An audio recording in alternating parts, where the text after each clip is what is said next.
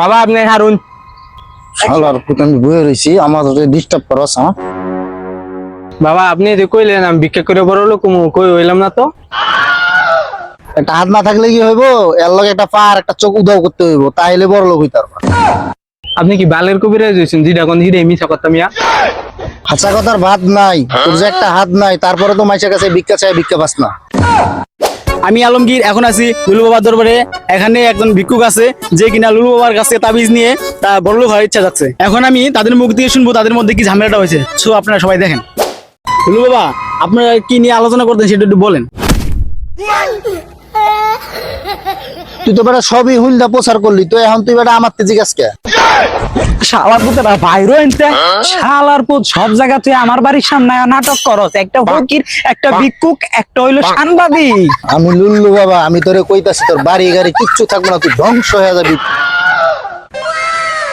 তুই বেটা ফকিরে ধরেছ, তুই হ্যার দয় ধ্বংস না হইলে আমার দয় ঠিকই ধ্বংস হবি।